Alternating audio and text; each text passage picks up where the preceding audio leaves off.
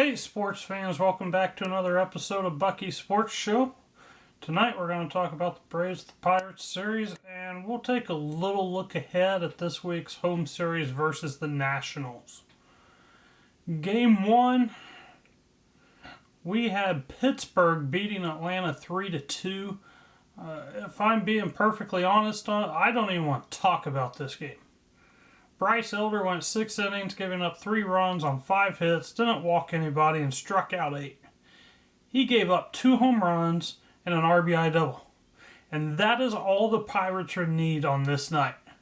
The Braves, once again, with an opportunity to get to 500, failed.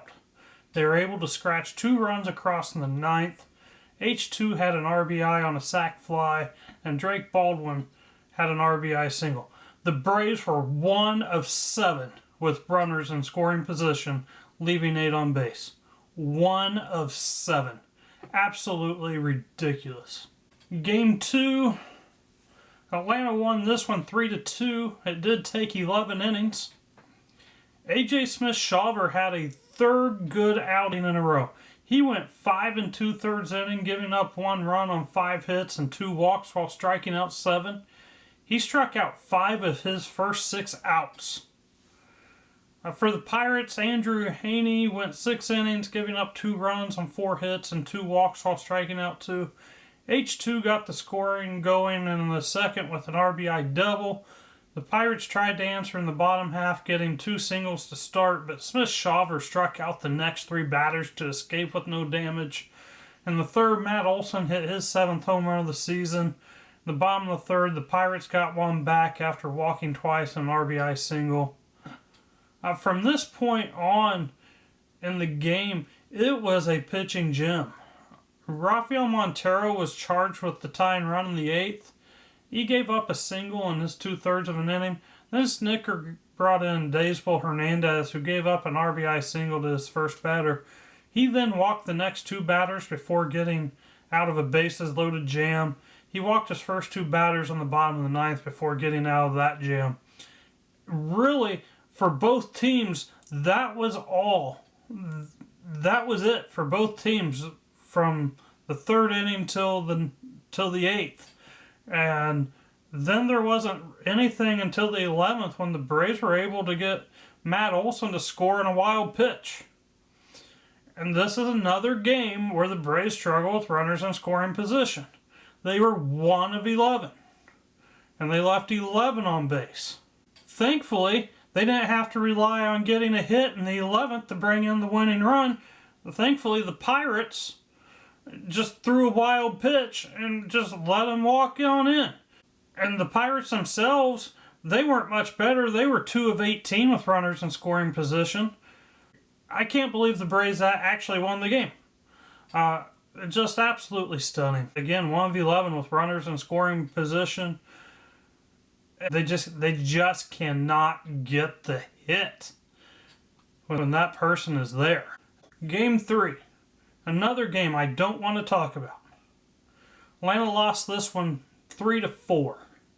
Chris Sale went 5 2/3 innings, giving up 3 runs, 2 earned on 8 hits and 2 walks while striking out 8. The Braves were able to tie the game in the 8th with a Sean Murphy 3-run double. The Pirates won the game in the bottom of the 9th off of a Braves closer, Raisel Iglesias, who gave up a bases-loaded single. Iglesias now has an ERA of 5.87. I'm not sure why he is still trying to close games and being counted on in the biggest situations.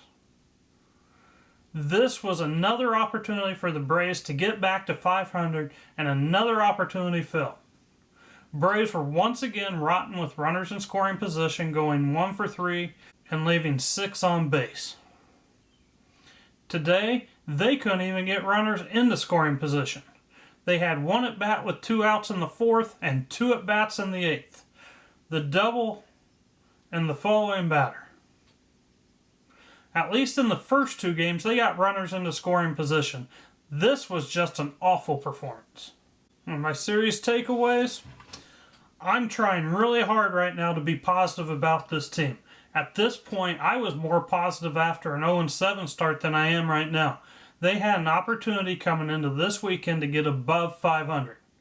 They were playing a team that had lost 7 in a row, just fired their manager, and were 12 of 26 coming into the series.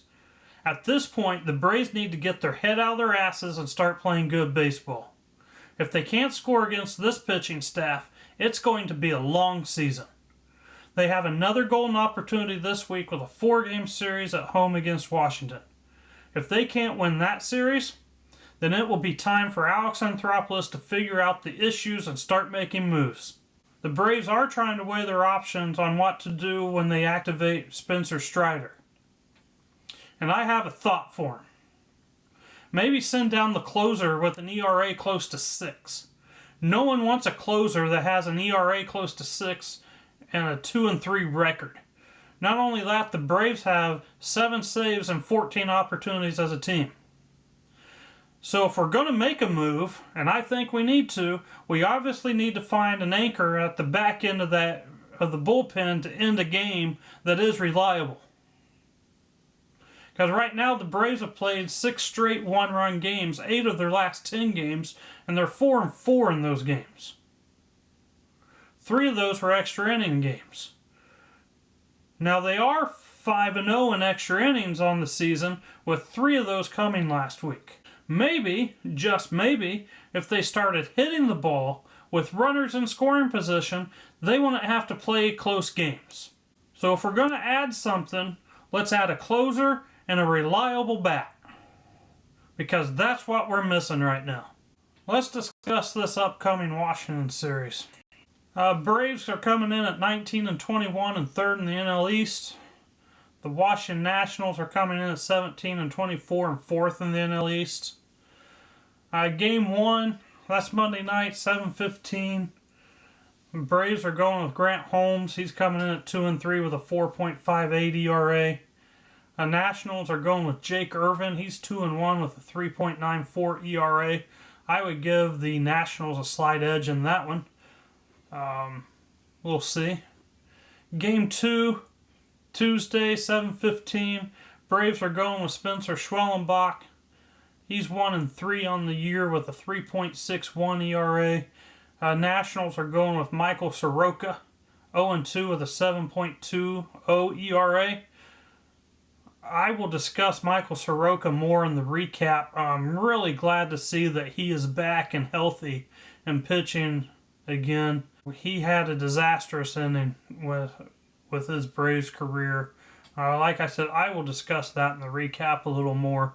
I do give the Braves a slight advantage in that one. Soroka just has not been good yet. He's still trying to find his footing coming off his injuries. Game 3, Wednesday, 7:15. Bryce Elder, he's 2-2, ERA of 4.97. Nationals are going with Mitchell Parker. He's 3-3 with a 3.97 ERA. This is a 50-50 game. It's going to be which offense shows up. Game 4, Thursday, 12:15. Got Braves going with A.J. Smith-Shawver. He's 2-2, 2.76 ERA. Nationals are going with Trevor Williams. He's 2-4, 5.88 ERA. With the way Shawver's been pitching recently, I give him an advantage there.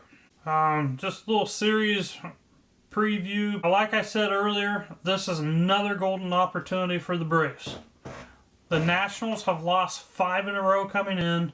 The Braves have several things on the line this week. 1, they can separate themselves from the bottom of the NL East with a sweep. 2, they have another opportunity to get above 500. 3, and maybe the most important one, they have 4 games at home to get their bats going before a 6-game road trip. I do think the Braves will take care of business in this series. They were 3-21 with runners in scoring position against Pittsburgh. This cannot happen again. 3-21 with runners in scoring position cannot happen over a series ever again. To only get 1 hit in each game with runners on scoring position is just awful. Until that improves, Atlanta will continue to lose. So hopefully they get that figured out right now. A little side note, Spencer Strider threw more bullpens in Pittsburgh. There is speculation that he will be back for the Boston series next weekend. They are going to reevaluate him in Atlanta. He could do a rehab.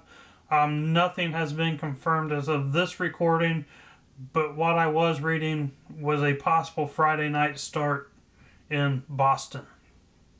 But we will keep our eye on that and hope for the best.